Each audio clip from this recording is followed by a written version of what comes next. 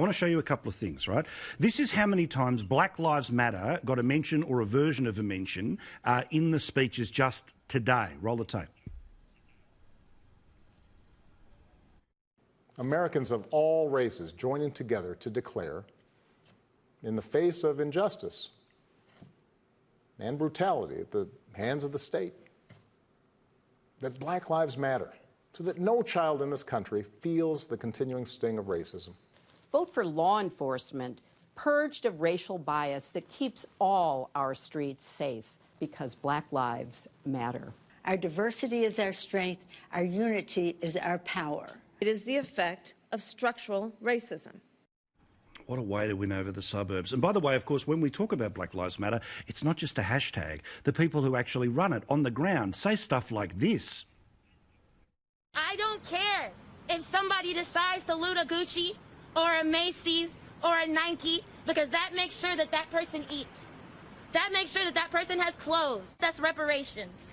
The problem with oppression and white supremacy is white supremacy will have you criticizing the oppressed and worshiping the oppressors. Now, if you want to talk to me about reparations, nothing falls short of a solution other than people cutting a check. If you want to do something about reparations, cut the check. See, Bronwyn?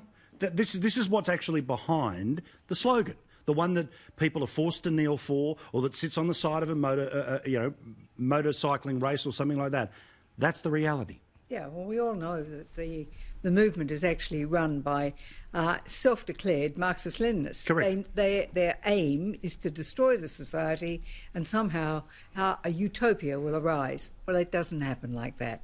It just doesn't happen like that. Well, also, the whole part of this too, and again, you know, Matt, what I talk about here is what we saw, say, in Seattle, right? Now, I know we're talking about America, but as we know, what happens in America, people are going to try to copy here. That's why we talk about it, right? Which is you get the lunatics on the street, who then the mayor called the Summer of Love, when they stole streets and ended up killing people in the Chaz Chop thing. They then have a governor who turns around and says, no, there won't be any troops that will come in to help deal with the idiots that are in other parts of the country shining lasers into the police eyes. And this is what's going to be fascinating about where we are next week. Because if by this time next week Donald Trump has turned around and said, see all that crazy stuff? Not on my watch. I know which way normal people are going to fall. I think you're absolutely right, and I think just watching little bits and pieces of of what's going on in the States at the moment.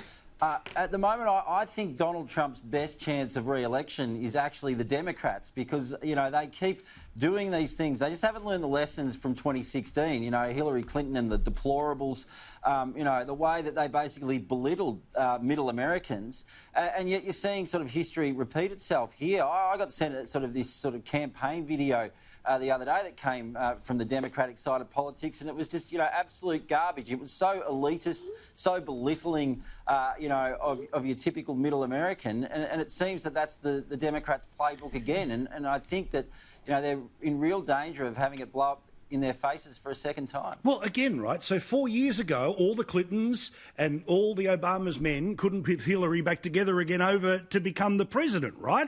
But they're doing all of this, every single thing they did 4 years ago, they're going to do again, in the hope that somehow the abomination can't be Paul, repeated, Campbell. Paul, it's actually, though, it's worse than 4 years ago. They've doubled down. They've gone into overdrive, given what's happened with you know, the protests and the riots across the state. Somehow, I think they've lost the plot, because it is a far more radical platform, and that constant lacing of you know, their speeches, the debate about this sort of racism and the things you just played.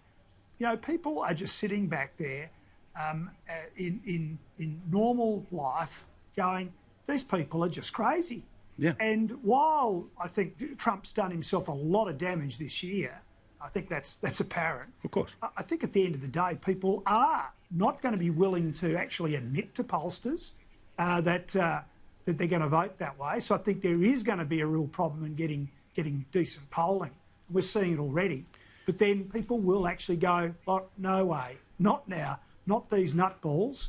we have to vote for this bloke, even though, and that's Trump, even though we don't particularly like what he's done in recent times. Well, I've just shown the stuff that's in prime time, right? But the convention actually goes all day, and some of the stuff that has been featured.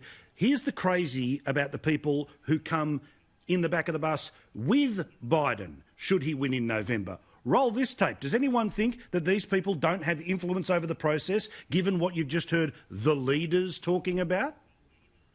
We're talking about abolishing the police. We're talking about abolishing ICE. We're talking about abolishing prisons. I've never felt American. I don't know the Pledge of Allegiance. Those are not my systems. The way that is not my president.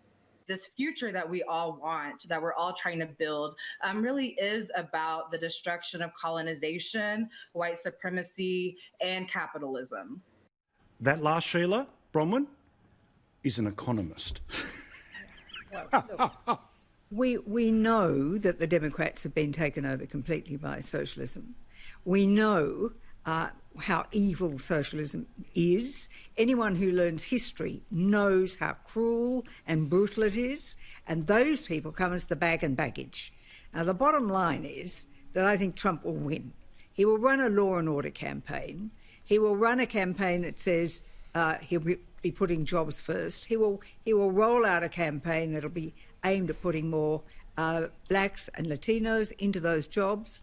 He will be running a campaign that will resonate with those people who hate all those scenes of looting and violence that has been let run because he didn't put in the federal troops and the federal that he would have been blamed for oppressing these people. He's let it run, and then he'll come in and fight it.